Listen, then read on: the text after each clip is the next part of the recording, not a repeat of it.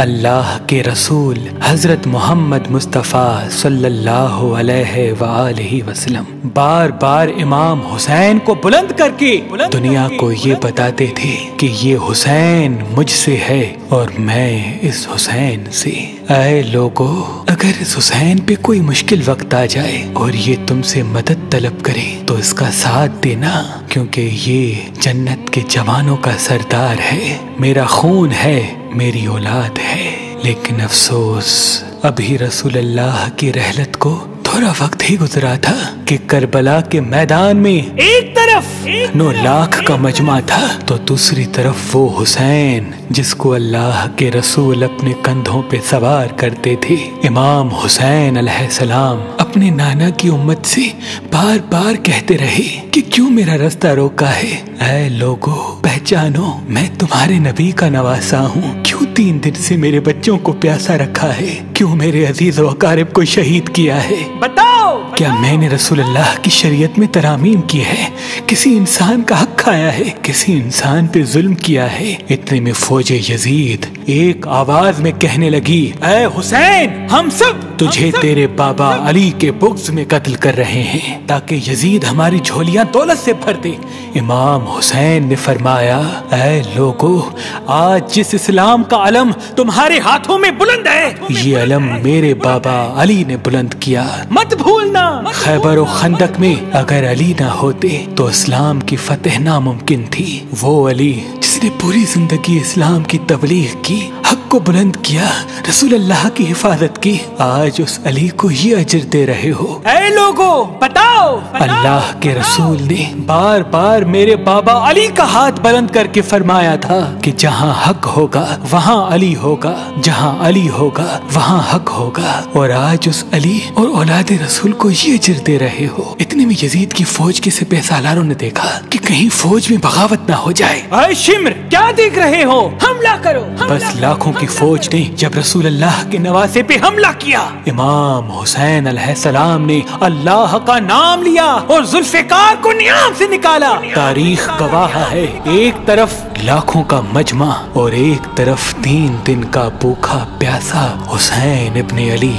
زمین پہ اس طرح کی جنگ پہلے کبھی نہیں دیکھی تھی کہ ایک تنہا انسان لاکھوں کے مجمع کو اس طرح سے فنار کر رہا ہے کہ فوج اشکیا واپس پلٹ کے بھاگنے لگی۔ امام حسین فوج یزید سے مخاطب ہو کے فرماتے ہیں، آؤ، 3 دن کے بھوکے کی جنگ دیکھو، 3 دن کے پیاسے کی جنگ دیکھو، رسول کے اس نواسے کی جنگ دیکھو، اس کی جنگ دیکھو جس کا جوان بھائی مارا گیا، جس کے جوان بیٹے کو نظروں کے سامنے قتل کیا گیا، جس نے اپنے ہی ہاتھوں سے اپنے بچے کی قبر بنائی۔ امام حسین شیر کی طرح فوج یزید سے لڑ رہے ہیں۔ اتنے میں آواز غائب آتی ہے، حسین، تیرا اللہ تجھ سے راضی ہوا۔ بس اس صدا کا سننا تھا، امام حسین علیہ السلام نے اپنی ذوالفقار کو تھام لیا۔ اتنی میں عمر بن سعد کہتا ہے، شمر، کیا دیکھ رہے ہو؟ یہ علی کا شیر ہے، اس کو مات دینا ناممکن ہے، جاؤ خیموں کو آگ لگا دو۔ بس کچھ ظالموں نے بیبیوں کے خیموں کو آگ لگا دی اور کچھ امام حسین کو دور سے تیر مارنے لگے۔ امام حسین کبھی بیبیوں کے خیموں کی طرف بڑھتے ہیں، کبھی فوج کی طرف جاتے ہیں۔ عمر بن سعد اور شمر نے فوج کو 4 حصوں میں تقسیم کر دیا اور یہ کہا کہ کوئی بھی حسین کے قریب نہ جائے، جس کے پاس جو چیز ہے وہ دور سے حسین کو مارے۔ جس کے پاس نیزہ تھا اس نے نیزہ مارا، جس کے پاس تیر تھے وہ تیر مارتا رہا، جس کے پاس برچیاں تھی وہ برچیاں مارنے لگا۔ تاریخ نے لکھا جس کے پاس مارنے کے لیے کچھ نہ تھا وہ کربلا کی کرب زمین سے مٹی اٹھا کے امام حسین کی طرف پھینکتا رہا۔ امام حسین کے جسم مبارک پہ ہزاروں زخم لگتے رہے، آپ کے جسم مبارک پر اتنے تیر تھے کہ آپ کا جسم مبارک نظر تک نہیں آ رہا تھا۔ بس جیسے ہی نواسا رسول گھوڑے کی سینگ سے زمین پہ آتے ہیں، فوج یزید جھومنا شروع کر دیتی ہے، لیکن اتنے میں وہ گھوڑا جس پہ آپ سواری کیا کرتے تھے وہ امام حسین کے چاروں طرف گھومنا شروع کر دیتا ہے تاکہ ان تیروں سے میں اپنے آقا حسین کو بچا لوں۔ وہ گھوڑا دوڑ ہی رہا تھا، اتنے میں عمر بن سعد نے کہا اے لوگو رکو، میں نے اپنی آنکھوں سے دیکھا تھا اس گھوڑے پہ اللہ کے رسول سواری کرتے تھے، کہیں تیر اس گھوڑے کو نہ لگے، اور یوں تیروں کو چلانا بند کیا گیا۔ افسوس ہے ان لوگوں کو اس گھوڑے کا تو احترام معلوم تھا جس پہ رسول اللہ سواری کیا کرتے تھے، لیکن اس حسین کا احترام بھول چکے جن کو اپنے کندھوں پہ سوار کر کے امت کو دکھایا کرتے تھے۔ بس امام حسین علیہ السلام زمین کربلا پہ اپنا سر رکھ کے اللہ کا شکر کر رہے ہیں، اور وہاں فوج یزید کے مختلف سپاہی امام حسین کا سر کاٹنے کے لیے قریب آتے ہیں۔ جو بھی قریب آ کے امام حسین کے سر کو دیکھے تو اسے امام حسین کے چہرے میں رسول اللہ کا چہرہ نظر آئے اور وہ چیخ کے دور چلا جائے۔ اتنے میں شمر کہنے لگا یہ کام مجھ سے ہی ہونا ہے۔ جیسے ہی شمر نے خنجر امام حسین کے گلے پہ رکھا تو وہ دیکھے امام حسین کے لب ہل رہے ہیں۔ اس نے سوچا ہم نے حسین کا پورا خاندان قتل کر دیا، 3 دن تک حسین کے بچوں کو پیاسا رکھا، شاید حسین ہمیں بد دعا دے رہے ہوں گے۔ سننے کے لیے کان قریب کرے تو کیا سنے، امام حسین علیہ السلام اللہ کی دربار میں اللہ کی نعمتوں کا شکر کر رہے ہیں کہ اے اللہ تیرا شکر ہے کہ اس عظیم امتحان کے لیے تو نے اس حسین کو چنا۔ اتنے میں امام حسین نے آنکھیں کھولی اور شمر سے کہا اے شمر کیا تو نہیں جانتا میں رسول اللہ کا نواسا ہوں، جنت کا سردار ہوں، حق پہ ہوں، بے جرم ہوں۔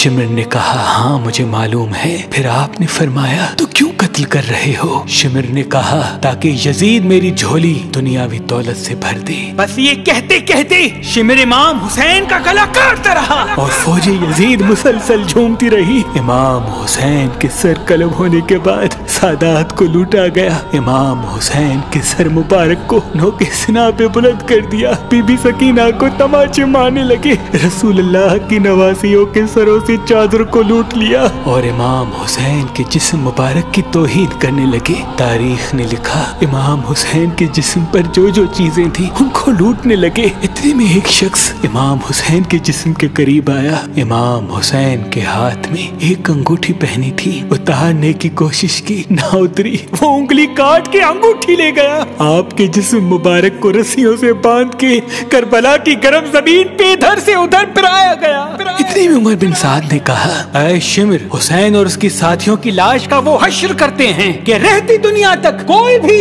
یزید کے خلاف آواز نہ اٹھائے، سب کے جسم سے سروں کو کاٹ لو اور سب کی لاشوں کو پامال کر دو۔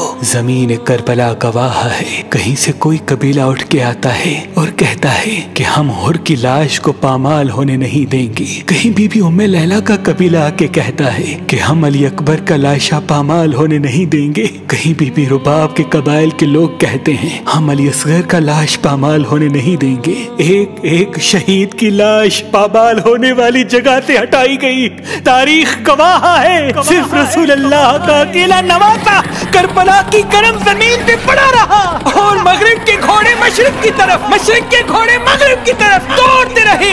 امام حسین کا جسم پامال ہوتا رہا۔ امام جعفر صادق علیہ السلام فرماتے ہیں میرا سلام ہو میرے اس غریب دادا پر جس کی لاش کو اس طرح سے پامال کیا گیا کہ ان کی دائیں پسلیاں بائیں پسلیوں کی طرف چلی گئی اور بائیں پسلیاں دائیں پسلیوں کی طرف چلی گئی، جن کا سینہ اور پشت ایک ساتھ ہو گیا۔ سلام ہو میرے اس بے وطن دادا حسین پر جن کے جسم مبارک کے ٹکڑوں کو زمین کربلا پہ بکھیرا گیا۔ سلام ہو، سلام ہو، سلام ہو۔